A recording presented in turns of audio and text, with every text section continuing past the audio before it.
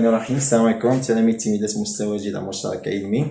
Alors le cours les généralités sur les fonctions, d'accord. On a déjà vu la première partie concernant la définition d'une fonction et l'ensemble de définitions, d'accord. Maintenant on va voir deuxième partie. On va commencer par l'égalité de deux fonctions. Comment on peut savoir que deux fonctions sont égales, d'accord. Alors quelles sont les conditions qu'on doit trouver pour dire que ces deux fonctions sont égales, d'accord. Alors on commence comme titre, alors numéro 1, d'accord. Alors l'égalité, d'accord, voilà, l'égalité de deux fonctions,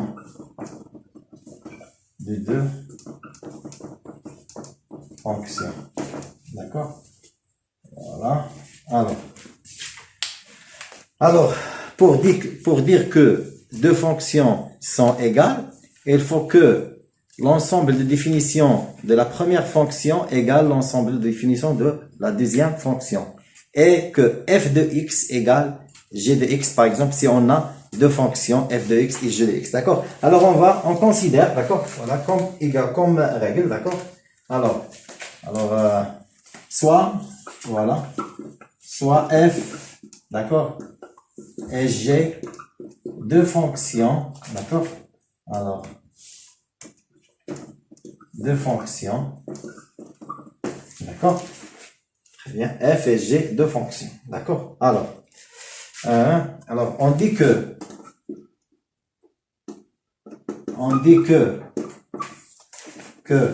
f égale g, d'accord, si et seulement si df égale dg et f de x égale g de x, d'accord. Alors voilà, alors on dit que les deux fonctions sont égales si et seulement si les deux ensembles de définitions sont égaux, d'accord, et f de x égale g de x. Alors si vous avez deux fonctions, par exemple h de x et l de x, d'accord.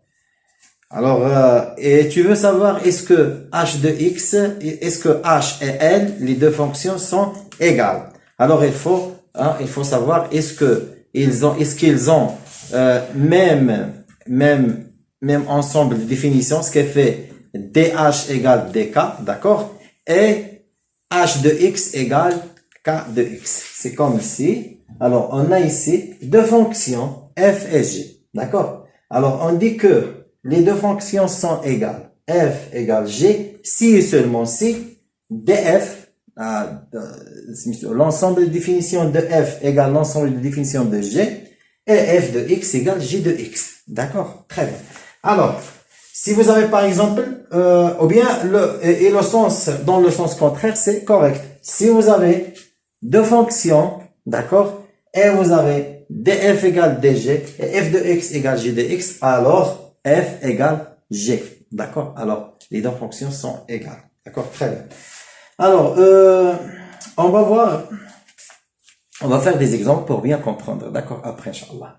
Alors concernant l'égalité de deux fonctions, voilà, ça c'est la règle qui vérifie c'est l'égalité de deux fonctions, d'accord. Alors on va voir maintenant, après l'égalité de deux fonctions, on va voir la représentation graphique, d'accord. Alors comment on peut représenter une fonction, d'accord, sur un repère orthonormé, d'accord, bien sûr, d'accord. Alors on va voir la représentation graphique, voilà, la représentation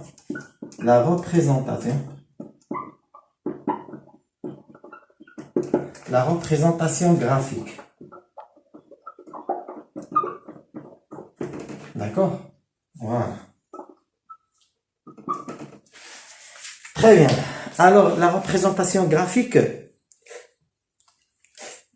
comment on peut représenter une fonction dans un repère orthonormé. D'accord? Alors, comment on peut représenter une courbe, ou bien comment on peut dessiner une courbe qui représente la fonction qu'on a? D'accord? Très bien. Alors, soit on considère une fonction, d'accord? Alors, soit f, voilà,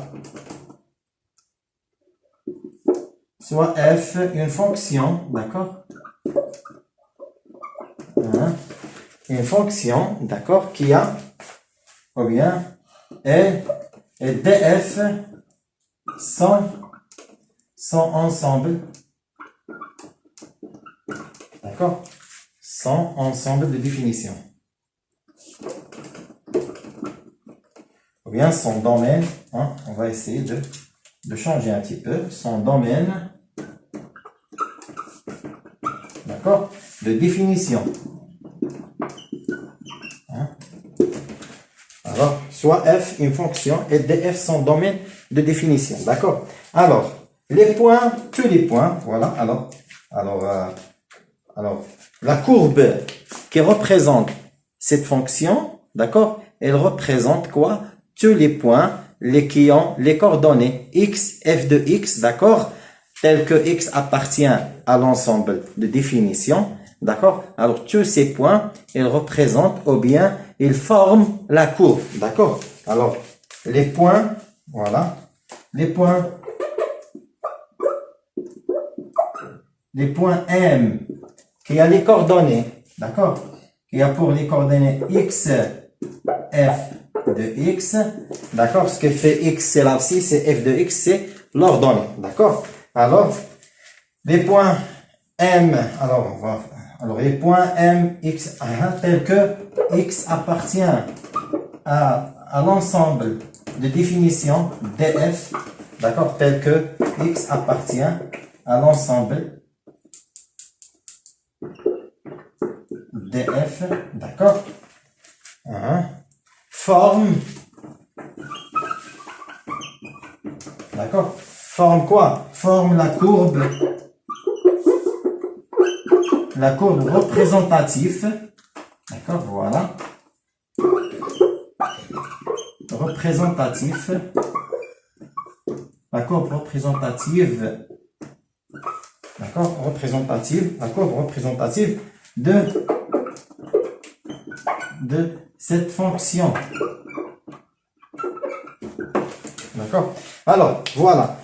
Tous les points M, X, F de X, qui a les coordonnées X, F de X, qui fait X, c'est l'abscisse, et F de X, c'est l'ordonnée. D'accord?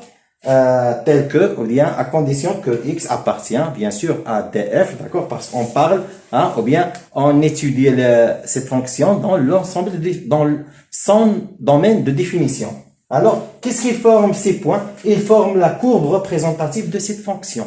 Alors, d'accord, on va faire un exemple, d'accord. Si vous avez par exemple un repère, d'accord, voilà un repère. Voilà un repère. Pardonnez-moi.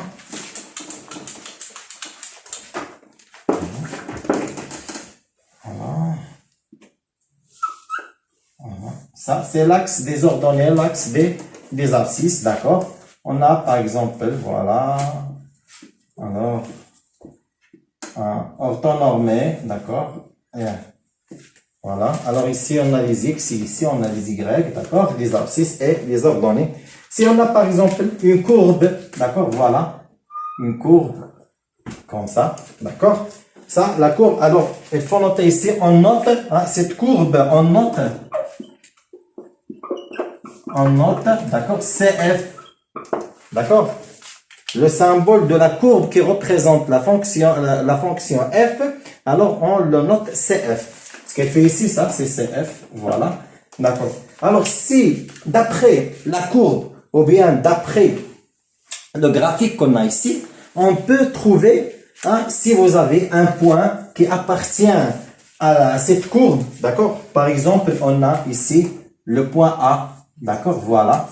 Je peux trouver les coordonnées de ce point, hein, à partir de CF, à partir de la courbe, d'accord? Comment? Alors, je fais La projection, d'accord? La projection orthogonale, d'accord? La projection orthogonale sur l'axe des abscisses pour avoir ou bien pour obtenir l'abscisse, d'accord? Et la projection orthogonale sur l'axe des ordonnées pour obtenir l'ordonnée, d'accord? Alors, c'est toujours, faut utiliser l'équerre, d'accord? Pour trouver voilà, la perpendicularité, voilà, ça c'est X. D'accord? C'est l'abscisse du point A. D'accord? Et je mets, ou bien je dessine la perpendicularité sur l'axe des ordonnées pour avoir Y qui est f de X. C'est f de X. D'accord? Alors voilà X et voilà f de X, l'ordonnée. Voilà l'abscisse et l'ordonnée. D'accord? Si je prends un autre point, par exemple ici. Voilà, par exemple B. La même chose, alors je fais la projection orthogonale sur l'axe des abscisses pour avoir X', d'accord, X', voilà. Et la projection orthogonale sur l'axe des ordonnées pour avoir F de X', d'accord, qui est Y', d'accord. Alors, tous les points qui appartiennent à la courbe, d'accord, ce sont sous forme de M, d'accord, X, F de X. Ils ont, voilà, ces points, ils ont les coordonnées. Ils ont quoi? Ils ont l'abscisse et l'ordonnée, d'accord? Et l'ordonnée, c'est toujours, c'est l'image, d'accord? C'est l'image de l'abscisse par la fonction F ou bien la fonction G. Ce qui fait, X, c'est quoi? C'est l'antécédent de F de X, d'accord? Et F de X, c'est l'image de X par la fonction F. Alors, si vous avez une fonction, je peux trouver l'antécédent ou bien l'image d'après la fonction. Et si vous avez même la courbe, d'après la courbe, vous pouvez obtenir quoi? L'abscisse et l'ordonnée, ce qui fait les coordonnées ou bien l'image et l'antécédent d'un point. D'accord? Très bien. Alors, c'est pourquoi on a dit que voilà tous ces points, d'accord, qui sont sous forme de X, F de X, qui fait l'abscisse et bien l'antécédent et l'image, d'accord, c'est la même chose. Si vous dites l'abscisse et l'ordonnée ou bien l'antécédent et l'image, d'accord. Alors tous ces points, qu'est-ce qu'ils forment? Ils forment la courbe représentative de cette fonction, d'accord. Alors il y a plusieurs types de fonctions, des courbes. C'est pas toujours comme ça. Il y a plusieurs genres de courbes. On va voir ça dans les exercices qu'on va faire, Inch'Allah. Alors, la représentation graphique, si vous avez les points, tu peux trouver la courbe, d'accord, de cette fonction. Et si vous avez la courbe, tu peux trouver, ou bien tu peux obtenir des points, d'accord, qui appartiennent à cette courbe et qui réalisent la fonction qu'on a, d'accord. J'espère que c'est clair. Alors, on passe maintenant à autre chose, c'est pour étudier la parité d'une fonction. La parité, s'il est pair ou bien il est impair. D'accord? Alors, numéro 3.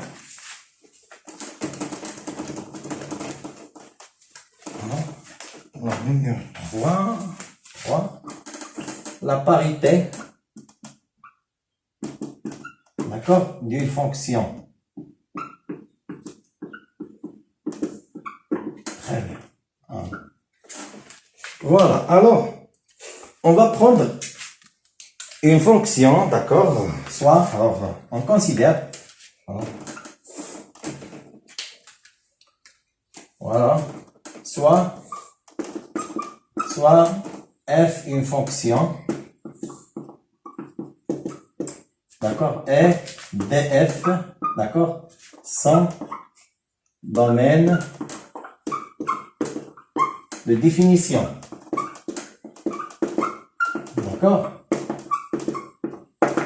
Très bien. Alors, on dit que, voilà.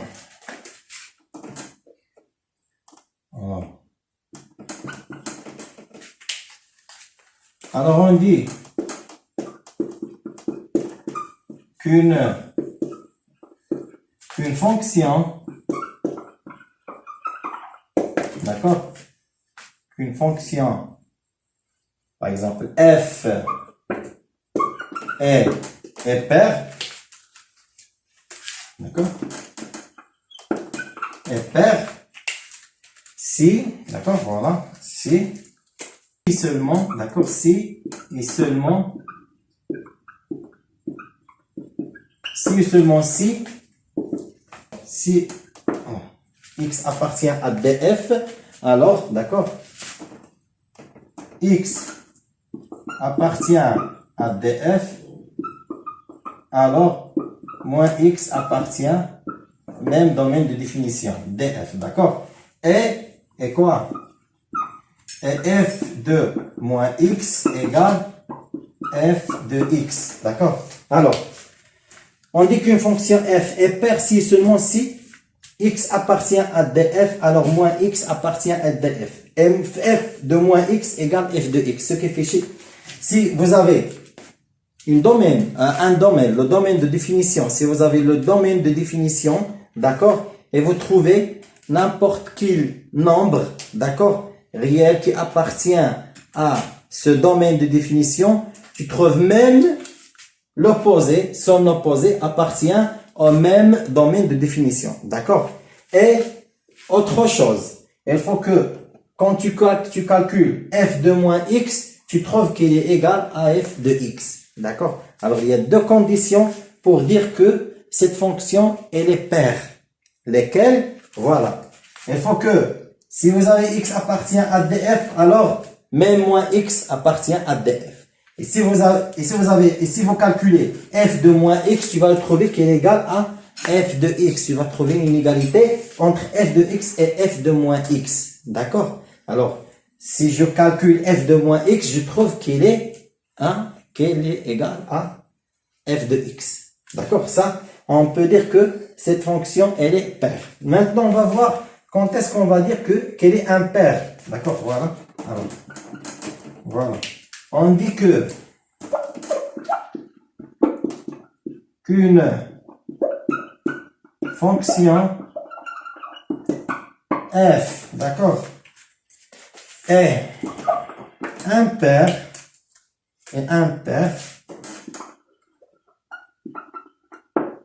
d'accord, si seulement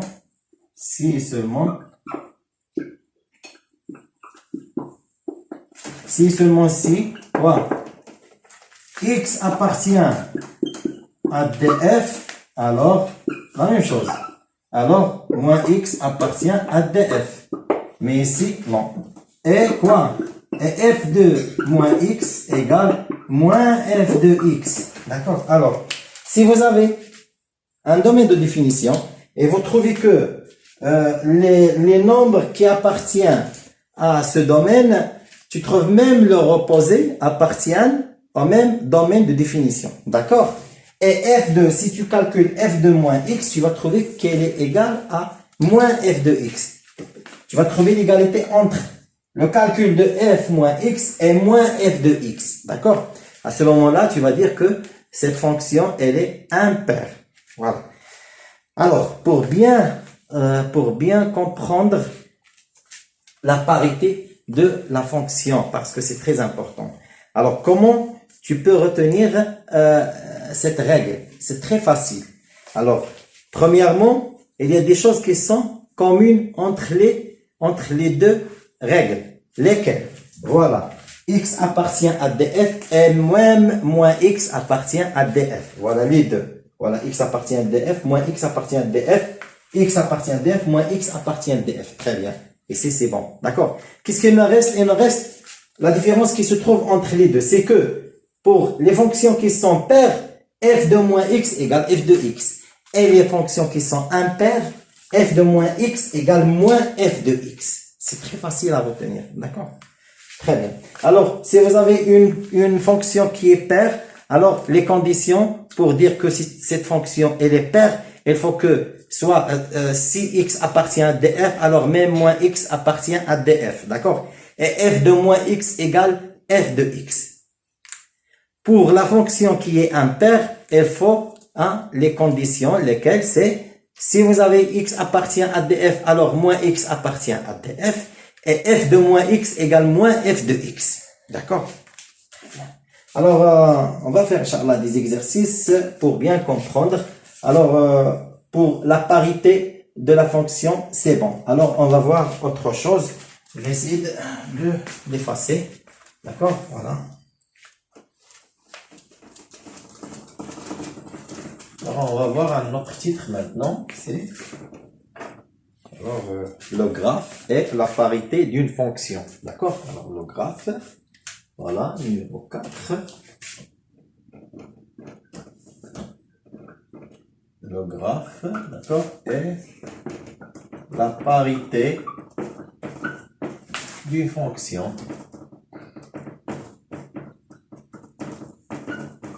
D'accord, voilà. Alors, la relation qui se trouve entre la courbe, d'accord, et la parité d'une fonction. Alors, comme on va écrire des règles, d'accord, voilà. Alors, première règle, alors c'est, alors la première règle c'est, si on a une fonction qui est paire, d'accord, alors, parce que c'est déjà expliqué la parité d'une fonction. Si on a maintenant une fonction qui est paire, alors sa courbe représentative, elle est symétrique par rapport à l'axe des ordonnées, d'accord? Alors, si on a par exemple, alors on va essayer de passer même ici, voilà, pour expliquer graphiquement, d'accord? Alors, si on a un repère, d'accord?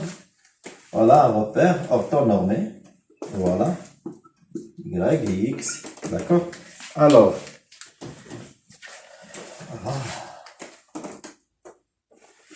alors, la courbe représentative d'une fonction paire, elle est symétrique par rapport à l'axe des ordonnées. Voilà l'axe des ordonnées. Alors, si j'ai par exemple une courbe, voilà, qui est comme ça, d'accord, d'une fonction paire, alors elle est symétrique par rapport à l'axe des ordonnées. Elle est comme ça. Voilà, d'accord. Ce qui fait que l'axe des ordonnées, c'est l'axe symétrique, d'accord, c'est l'axe symétrique, hein, ou bien c'est la symétrie axiale de cette courbe d'une fonction paire, d'accord. Alors, on va écrire ici, alors, pour une fonction, voilà, alors, bien, la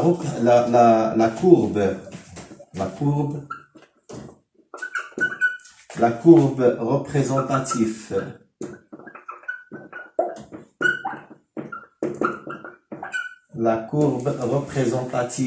d'accord, d'une fonction paire, d'accord,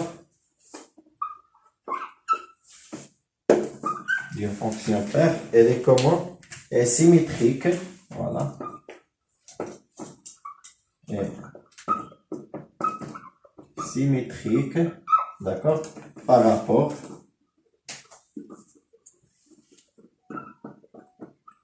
à l'axe des ordonnées.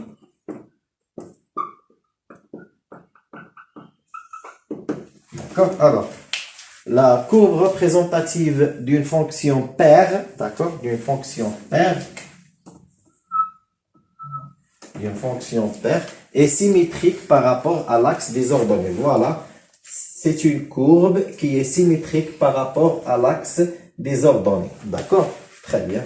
Et même l'intervalle, on trouve que même l'intervalle, il est symétrique. D'accord? Voilà, si j'ai par exemple ici, on va trouver que cette courbe, hein, elle est représentée, d'accord, hein, dans un intervalle. Par exemple, si j'ai ici 4, je vais trouver ici moins 4.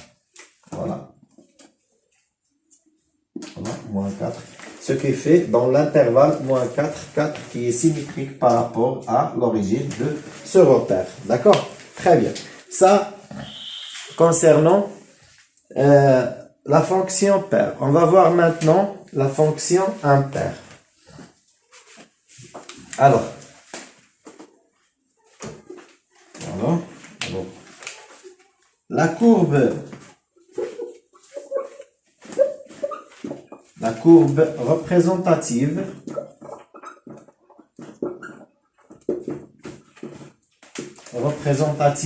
d'une fonction, impaire,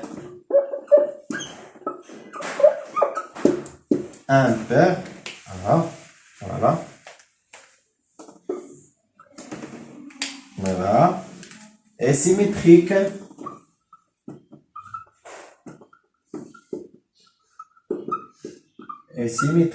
d'accord, par rapport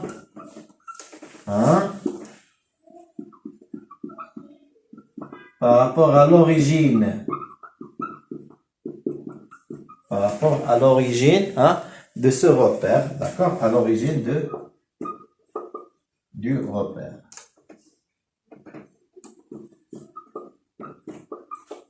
À l'origine du repère, d'accord, qui est O, d'accord, voilà. Alors, la courbe représentative d'une fonction impaire est symétrique par rapport à l'origine du repère, à l'origine du repère. Si je peux prendre un autre exemple, d'accord, voilà. Voilà, un autre repère, voilà. Voilà, Y, X, un repère qui est orthonormé, d'accord, voilà. Ici, on a le point O, d'accord, l'origine du repère. Alors, si j'ai par exemple, voilà, si j'ai par exemple une courbe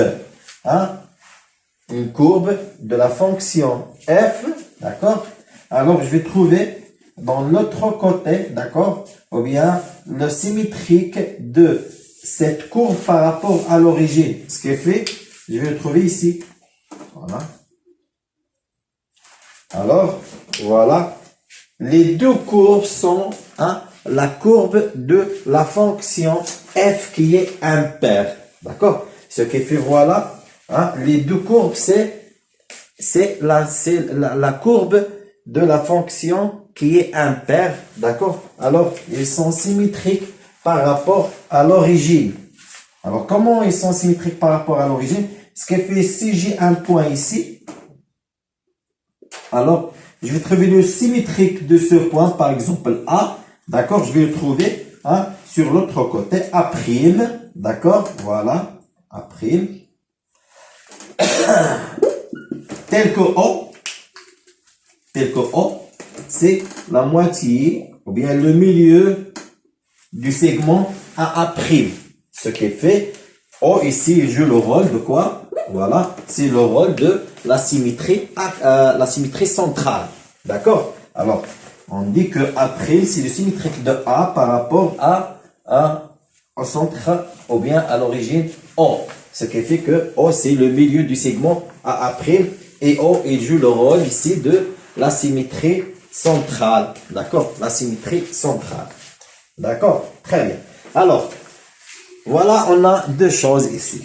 Paire et impair. Si on a une fonction qui est paire, alors la courbe représentative de cette fonction elle est symétrique par rapport à l'axe des ordonnées. D'accord? Très bien. Si on a une fonction qui est impaire, alors sa courbe représentative, elle est symétrique par rapport à l'origine du repère. D'accord? Alors, je crois que c'est clair. D'accord?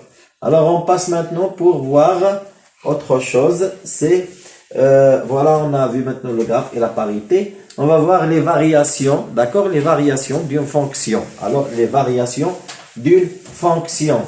Très bien. Alors, je fasse numéro 5. Voilà.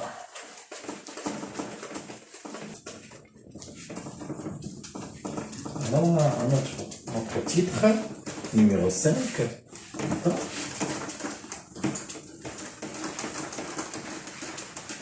Numéro 5, les variations, d'accord? Alors, numéro 5, voilà. Les variations, d'accord? Les variations d'une fonction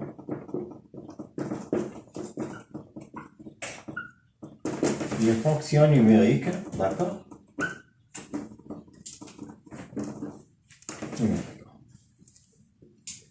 les variations d'une fonction numérique. D'accord? Alors, on va voir. Quand on dit les variations, ce qui fait le moment où il est croissante ou bien la fonction est décroissante. D'accord? Et quand on dit croissante, soit strictement croissante, ou bien strictement décroissante, ou bien décroissante. D'accord? Alors, on va prendre, on considère une fonction, d'accord? Alors, soit f, d'accord? Une fonction, d'accord? D'une, alors, qui a, d'accord? Qui a, alors, et, d'accord? Voilà, et df, d'accord? Son domaine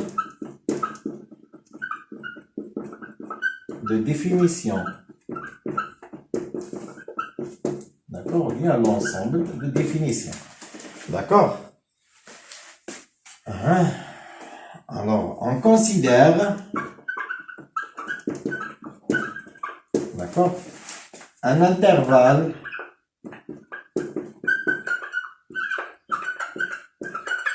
I, d'accord, inclus dans df, d'accord.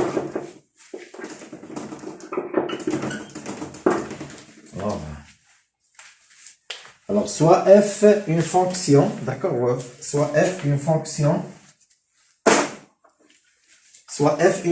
et df son domaine de définition. On considère un intervalle I inclus dans df. Un autre intervalle, d'accord, mais qui est inclus dans df. D'accord? Alors, voilà, inclus dans df. Très bien. Alors, c'est pas bien. Ça se voit pas bien. Alors, je vais essayer de...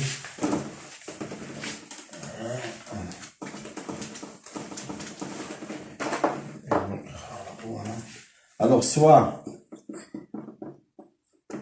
f une fonction, d'accord, et df son domaine de définition,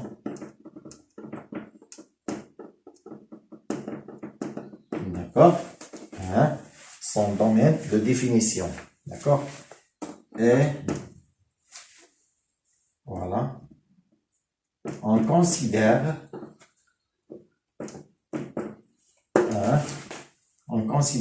un intervalle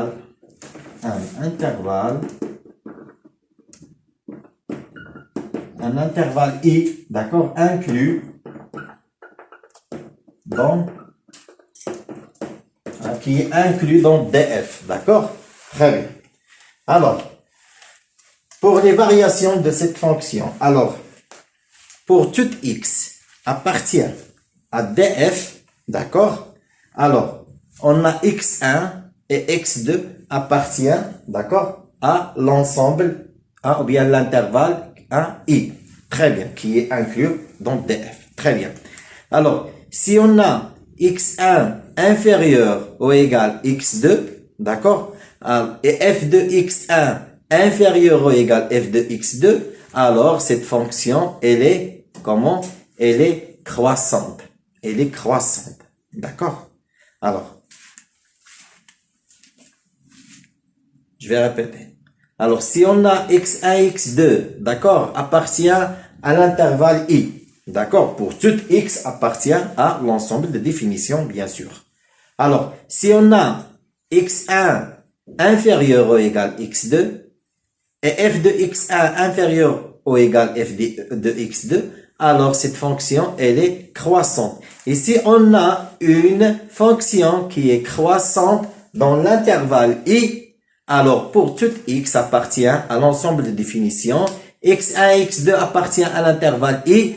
Si on a x1 inférieur ou égal x2, alors automatiquement, f de x1, elle est inférieure ou égale f de x2. D'accord? Alors, essayez de rédiger quelques propriétés pour bien expliquer cette règle. D'accord? Alors, on dit que, voilà, première fois. Alors, on dit que f est croissante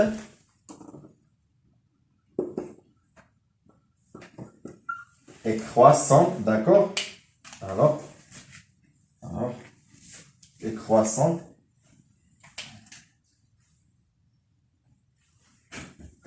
Alors, on dit que f est croissante si, d'accord, x1 et x2, d'accord, alors appartient à l'intervalle i, d'accord, alors, et x1 inférieur ou égal x2, alors f de x1 inférieur ou égal f de x2. D'accord? Alors, essayez de vous concentrer là-dedans, c'est très important. Alors, on dit que f est croissante. On dit que la fonction f est croissante. Si on a, pour tout x1 et x2 appartient à l'intervalle i, d'accord, qui est inclus dans l'ensemble de définitions. Très bien. Alors, et x1, si on a x1 inférieur ou égal x2, alors f de x1, il est inférieur ou égal f de x2. Et si vous avez x1 et x2 appartient à l'intervalle i, et x1 inférieur ou égal x2, et f de x1 inférieur ou égal f de x2, alors cette fonction, elle est croissante. D'accord? Dans son domaine de définition, bien sûr. D'accord? Très bien. Alors, quand je dis ici qu'elle est croissante, je peux dire croissante, strictement croissante. Mais si j'ai ici x1 inférieur strictement à x2, alors f de x1 inférieur strictement à f de x2. C'est pas la peine de l'écrire. Alors, il faut la prendre. D'accord? Très bien. Alors, si on a une fonction qui est croissante, très bien. Alors, pour tout x1 et x2 appartient à l'intervalle i, x1 inférieur ou égal x2, alors f de x1 inférieur ou égal f de x2. D'accord? Et si on a f qui est strictement croissante, alors x1 il est strictement inférieur à x2 et f de x1 il est strictement inférieur à f de x2. D'accord? Très bien. On passe maintenant à décroissante. D'accord? Deuxième étoile. Même chose. On dit que, voilà. On dit que f est décroissante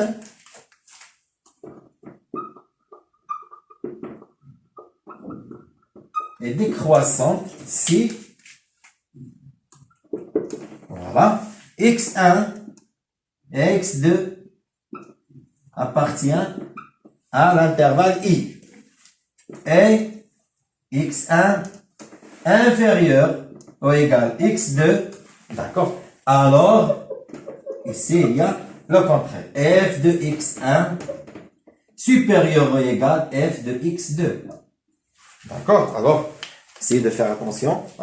C'est très important ici. Alors, la différence entre les deux, c'est que ici, il y a un ordre qui est respecté. Voilà. x1 inférieur ou égal x2, f de x1 inférieur ou égal f de x2.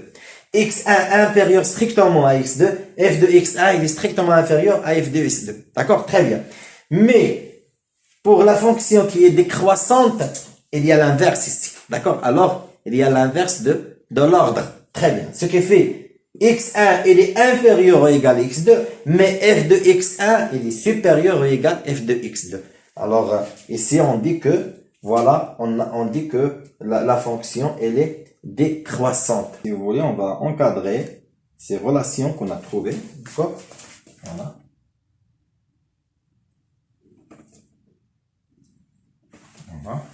Même autre. Alors, on peut dire que ici, alors, voilà la fonction. La fonction croissante, hein, garde, d'accord, ou bien conserve l'ordre. D'accord, hein, il conserve l'ordre. J'ai ici x1 inférieur ou égal à x2, alors f de x1 inférieur ou égal à f de x2. Croissante, la fonction croissante. Et ici, la fonction, voilà, la fonction décroissante, oui, inverse l'ordre. Pourquoi? Parce que j'ai ici premièrement x1 inférieur ou égal à x2, alors f de x1 supérieur ou égal à f de x2, c'est le contraire, c'est l'inverse, d'accord? Alors, ces deux phrases sont importantes. Pourquoi? Elle explique bien, d'accord, ce qu'on a écrit ou bien la règle qu'on a ici, d'accord? Très bien. Alors, c'est juste pour bien retenir, hein, les règles. Très bien. Alors maintenant, on va voir que, voilà, quand il vous demande d'étudier la monotonie d'une fonction. Alors, on dit que la monotonie d'une fonction, c'est de trouver ou bien de chercher est-ce qu'elle est croissante, strictement croissante, décroissante, strictement décroissante. C'est ça ce qu'on appelle la monotonie. D'accord? Alors, si vous voulez, on dit que, voilà, on peut l'écrire en rouge à droite. On dit qu'une fonction, d'accord, est monotone,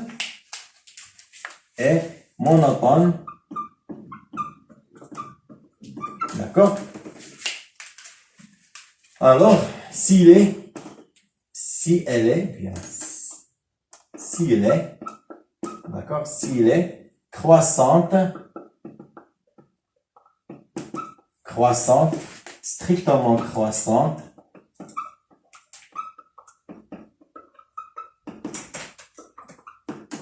d'accord, ou bien décroissante, strictement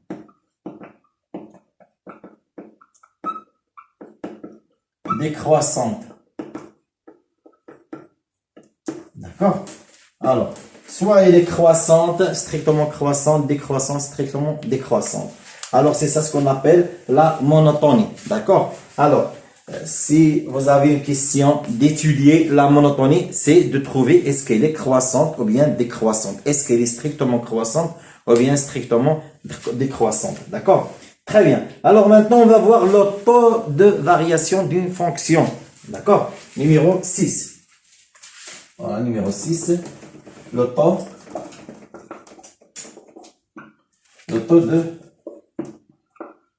de variation, d'accord, d'une fonction. Très bien. Alors, le taux de variation d'une fonction, d'accord, c'est la même chose pour trouver est-ce qu'elle est décroissante ou bien est-ce qu'elle est croissante, d'accord? Alors, pour le taux, c'est facile. Alors, on cherche la différence ou bien le quotient entre la différence qui est entre le f de x1 et f de x2 divisé par x1 moins x2. Alors, on va voir comment. Alors, on considère ou bien on prend une fonction, d'accord, soit f, soit la fonction f, soit la fonction f, d'accord, est définie, d'accord, est définie, hein, sur l'intervalle, ou bien est définie sur un intervalle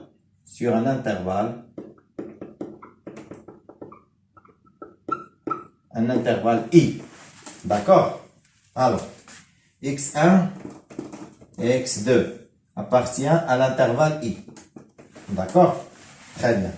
Et x1 différent à x2.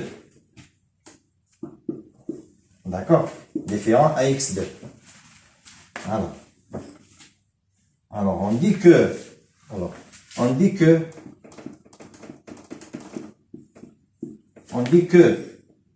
f est croissante. D'accord? Est croissante. D'accord? Très bien. Est croissante si f de x1,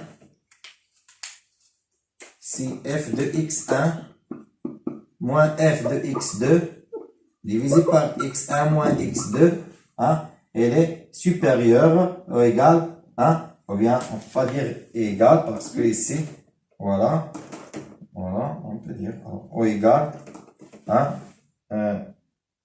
0. D'accord? Alors, f de x1 moins f de x2 divisé par x1 moins x2 supérieur ou égal 0. D'accord? Voilà. Croissante.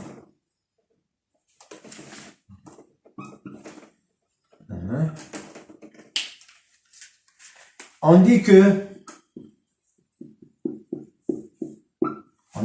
f est décroissante. D'accord? Est décroissante si f de x1 moins f de x2 divisé par x1 moins x2 inférieur ou égal à 0. Et si on trouve que f elle est strictement croissante, ce qui est fait, il faut que f de x1 moins f de x2 divisé par x1 moins x2 supérieur strictement à 0. Et si vous voulez trouver que f elle est décroissante strictement ou bien strictement décroissante, il faut trouver que f de x1 moins f de x2 divisé par x1 moins x2 inférieur strictement à 0. D'accord? Très bien. Alors ça c'est très important parce qu'on va l'utiliser. Ça c'est ce qu'on appelle le taux. D'accord? Alors on va écrire ici que voilà le taux. Hein, le taux égal. D'accord? C'est f de x1 moins f de x2 divisé par x1 moins x2. D'accord? Très bien. Alors la même chose ici, c'est le taux égal.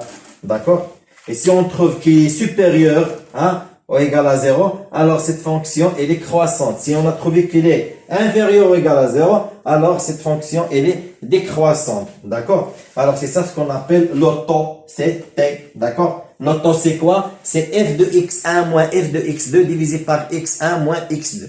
D'accord? Alors, si le taux est supérieur ou égal à 0, cette fonction, elle est croissante. Si le taux est supérieur strictement à 0, cette fonction elle est strictement croissante. Si le taux est inférieur ou égal à 0, cette fonction elle est décroissante. Si le taux il est inférieur strictement à 0, cette fonction elle est décroissante, strictement décroissante. D'accord? Très bien. Alors, c'est bon. Alors, on va voir autre chose. On va voir maintenant le numéro 7. Alors, la relation qui se trouve entre quoi? Entre les variations et la parité. On a déjà vu la relation qui se trouve entre la parité et le graphe, d'accord? Maintenant, entre les variations et la parité. D'accord? Alors, numéro 7. Numéro 7. Alors, numéro 7. Alors, les variations et la parité. D'accord? Et la parité. Voilà. Alors, on considère une fonction, d'accord? Soit f, d'accord? Soit f, une fonction définie, d'accord?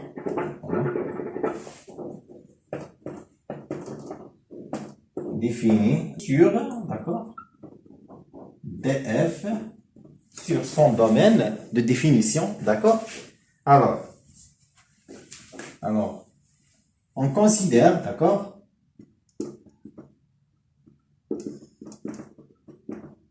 D'accord? On considère l'intervalle I. L'intervalle I, d'accord? Alors, qui est inclus, d'accord? Il est inclus dans R plus, voilà. D'accord? Dans R. Il est inclus dans R plus. Et I', c'est l'intervalle. Et l'intervalle I',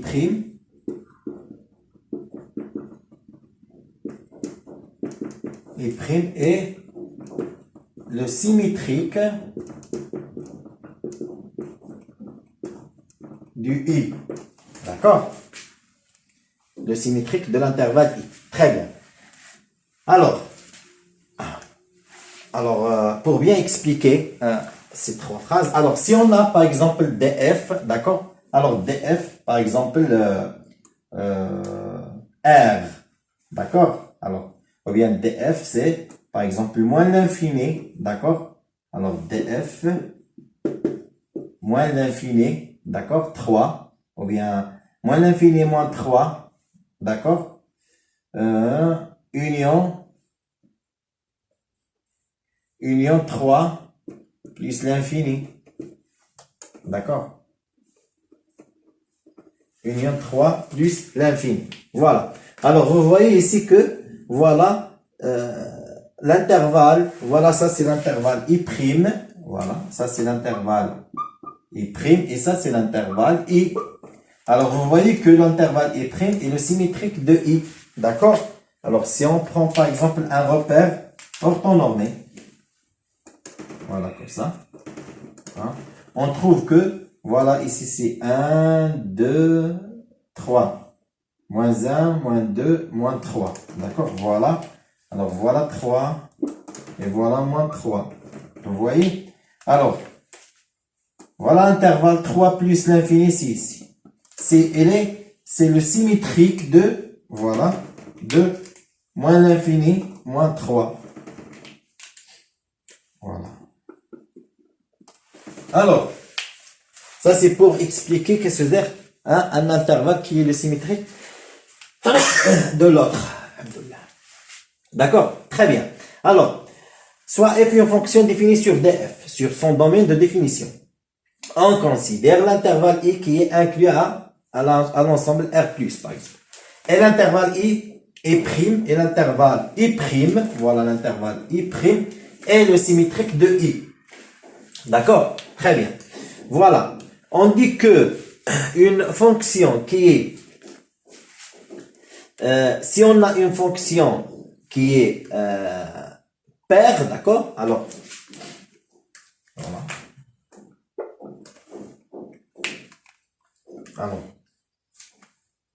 Alors, pour une fonction, ou bien, alors, si f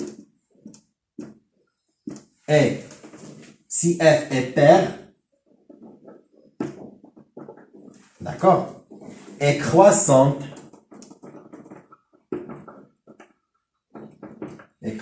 sur I, alors elle est comment? Alors, vous voyez, si elle est paire, la fonction est paire. On a déjà vu, s'il est paire, si la fonction est paire, alors elle est symétrique par rapport à l'axe des ordonnées. Ce qui fait, si j'ai, par exemple, comme ça. Voilà, la courbe, s'il est comme ça, alors dans l'autre côté, elle sera symétrique par rapport à l'axe des ordonnées. Très bien. Alors, on commence toujours la courbe par la gauche. D'accord? Très bien. Alors, ici, vous voyez comment elle est. Alors, voilà, c'est une fonction qui est paire. Pourquoi? Parce qu'elle est symétrique par rapport à l'axe des ordonnées. Très bien. Maintenant, vous voyez comment elle est. Regarde ici. Si vous commencez par la gauche. Voilà. Elle est décroissante. Mais quand il arrive ici, elle commence à être, ou bien à devenir croissante. Ici, elle est décroissante, pardon. Alors, ici, elle est décroissante. Mais quand il arrive ici, il commence à devenir quoi? Croissante. Très bien. Ce qui fait dans une fonction qui est paire et elle est croissante. Voilà. Elle est croissante. Voilà. S'il est croissante, parce que ici c'est le contraire, on va voir comme ça. On va faire le contraire. Parce qu'on a déjà commencé par croissante. D'accord? Voilà. Alors, par exemple, il est comme ça. D'accord? Alors, elle est croissante. D'accord? Dans l'intervalle I. Alors, elle va devenir décroissante dans l'intervalle I'. D'accord? Vous voyez? Voilà. Et ici. Alors, elle est croissante dans l'intervalle I, mais dans l'intervalle I', elle est décroissante. Pourquoi? Parce que c'est une fonction qui est paire. Alors, si on a une fonction qui est paire et croissante sur I, alors elle est décroissante. Elle est décroissante sur I'. Alors, si on a pour une fonction qui est paire, s'il est croissante sur l'intervalle I, d'accord, elle est décroissante sur l'autre l'intervalle I'. Et qui est I'? I', c'est l'intervalle qui est symétrique à premier intervalle. D'accord? Très bien. Alors, et quand on dit croissante, on peut dire, si on a une fonction qui est strictement croissante, alors elle sera strictement croissante dans l'autre intervalle. D'accord? Ça concernant la fonction qui est paire. Alors, si maintenant on a une fonction qui est impaire. D'accord? Voilà. Alors, si f est une fonction qui est impaire. D'accord? Et croissante sur I. Alors, comment elle sera dans l'autre intervalle? Elle sera même chose, croissante. Pourquoi? Parce qu'elle est impaire. Alors elle est même chose, elle est croissante